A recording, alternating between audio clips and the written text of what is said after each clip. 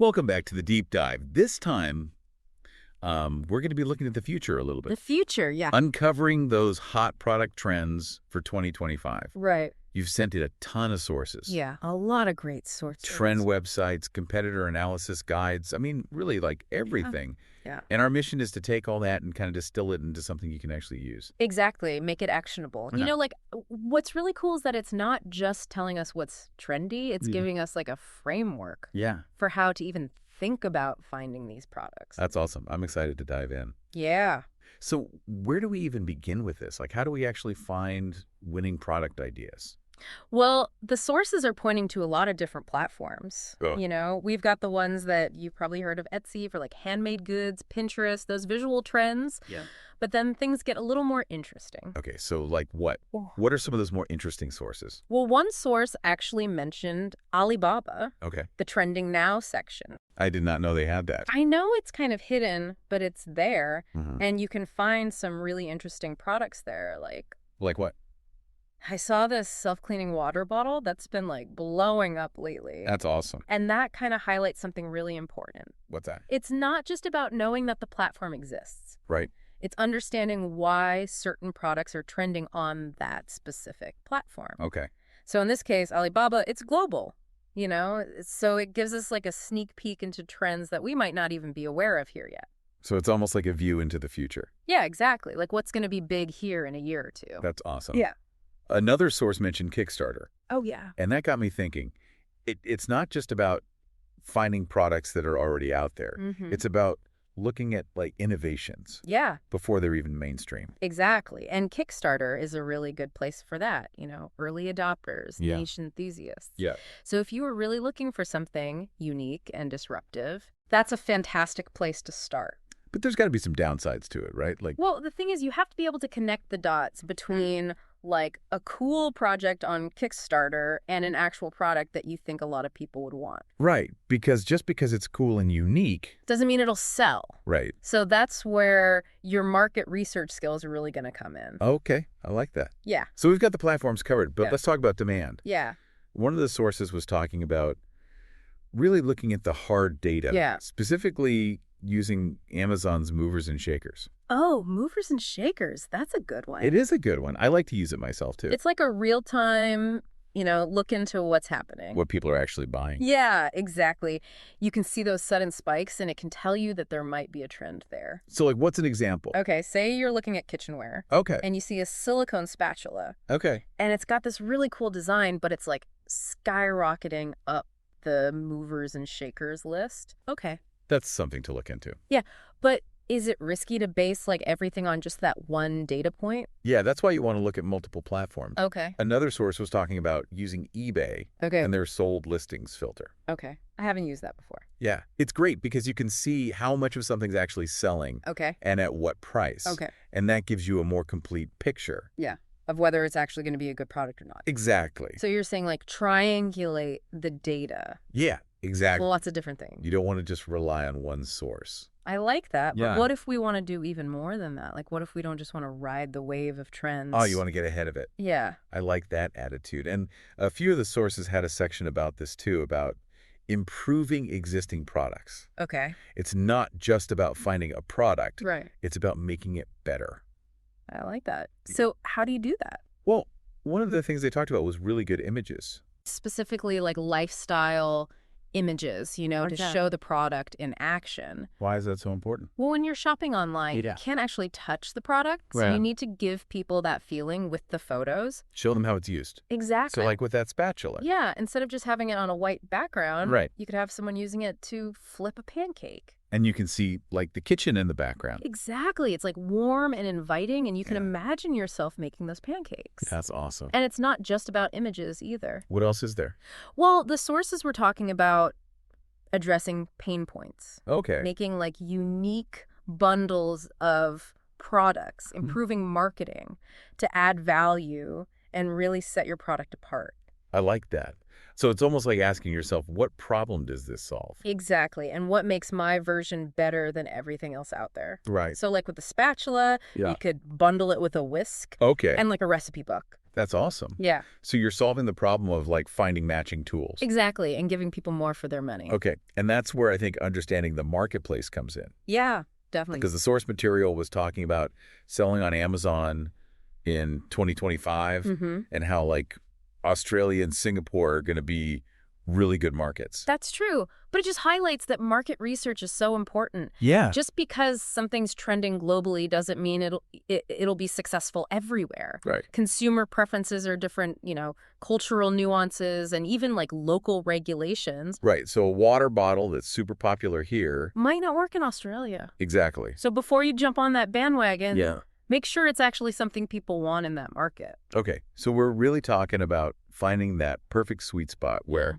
you've got a trending product. A market that wants it Right. and something that sets you apart from everyone else. Yeah, like something special. Exactly. You got it. I love that. It's like a puzzle. But if you solve it, A reward is big. you find that winning product. Exactly. And speaking of taking things to the next level, Oh, yeah. this deep dive is brought to you by the coaches and team at AMZ Product Launcher. I love those guys. Yeah.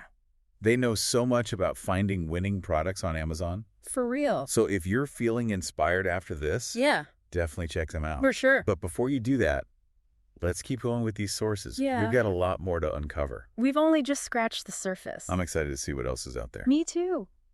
One thing that really stood out to me as we were looking through everything for this deep dive was like how many different places they said to look. Yeah, like it's not just browsing Amazon anymore. No, not at all. We talked about some of the bigger ones, Uh-huh. Amazon, eBay, Etsy, Right. but the sources talked about some really niche platforms that could be really good for finding trends. Like what? Well, one that they mentioned was Fair. Okay, I don't think I've heard of that one. Yeah, it's like a wholesale marketplace Oh, where you yeah. can connect with like makers and artisans. So instead of looking at what's already selling on Amazon, you're going straight to the source. Exactly. Seeing what like the smaller creators are coming up with. Yeah, it's like getting a sneak peek into the future. That's awesome. And it's not even just about product platforms. Right. Some of them talked about like Reddit and Quora, Oh, yeah. even Product Hunt, Yeah, you can really tap into conversations there. and see what people are actually talking about. Hmm. Like what their problems are, what they wish existed. It's like a direct line to your customers. Okay, that's cool. And speaking of customers, Yeah. a lot of the sources talked about Amazon reviews. Oh, yeah. Not just reading them, but like really analyzing them. Exactly. You can learn so much from that. So like, what are you looking for? Well, look at your competitors' reviews. Okay. See what people love about their products, Mm-hmm. what they hate, what they wish was different. So it's like getting a free focus group Yeah, pretty much. And you can take all of that and Yeah. actually use it to make a better product. that addresses all those problems. Exactly. You're not just following a trend. Right. You're anticipating what people are going to want next. Okay, I like that. So let's get tactical. Okay. The sources also gave some good advice about evaluating how well your competitors are doing. Yeah, once you've done your research and found some good trends, Right. you need to figure out how to stand out. Yeah, because there's going to be other people selling similar stuff. Exactly. And they said to analyze competitor websites, Okay. look at their ads, even use tools like Google Keyword Planner to see what they're doing. Okay. You can learn a lot from that. Is there anything specific that you like to do? Well, I love using the social media ads library. Okay. It's like seeing behind the scenes. Of other businesses? Yeah, without having to pay for any testing. So you can see what's working for them? Exactly. Are they using lifestyle images? Yes. Are they focusing on specific problems? What keywords are they using? Okay. And once you have all that, You can use it to make your own plan. that's awesome. And speaking of lifestyle images, Yeah. one of the sources was really emphasizing that Mhm. just showing the product isn't enough anymore. No, it's about telling a story, Yeah. creating an experience for the buyer. Okay, so how do you do that? Okay, let's say you're selling a travel backpack. Okay. Instead of just showing a photo of the backpack, Right. you could have a video of someone using it, Okay. going through an airport effortlessly, Yeah. highlighting all the cool features, Mhm. like how much it holds, how comfortable it is, how sleek it looks. And it makes you feel like you could be that person. Exactly. You're not just selling a backpack, Right. you're selling a lifestyle. That's cool. Mm. But even with a good story, you still need to market it, right? Yeah, you got to get it in front of the right people. So what do they say about that? Well, they said to use video a lot Okay. on platforms like TikTok and Instagram, Yeah. offer limited time discounts to get people excited, Okay. and create bundles to give people more value. Okay, those are all really good tips. And of course, none of that matters. If your Amazon listing's no good, Right, it's like your storefront. yeah, it's the first thing people see. So it's got to be good. It needs to be clear, concise, and really highlight why your product is the best. Okay, so we've covered research competitor analysis, storytelling marketing. Yeah. It's a lot. It is, but it's exciting. Yeah, starting to see how it all comes together. Yeah, we've gone from a million different ideas to a clear path. Okay, so now we just need to use it. Exactly. And that's where the fun begins. Yeah, taking all of this and combining it with your own creativity. Right. That's how you find those amazing products. Okay, but before we get too excited, Yeah. it feels like there's one thing we're missing. Mm-hmm. I think you're right. Like, we've done so much, Yeah. but it still feels like something's missing. Exactly. We talked about research, competition, storytelling, marketing. Right. But we haven't talked about, like, the most important part, Which is, understanding your why. you mean like, why are we doing this in the first place? Exactly. Why are you passionate about this? Like, what problem are you solving? Okay. What impacts do you want to make? Right. When you know that everything else becomes clearer. It's like having a purpose. Yeah. Is that Not just about like money or trends. No, it's about something bigger. Right. One of the sources said something like, Okay. people don't buy products, they buy solutions and stories.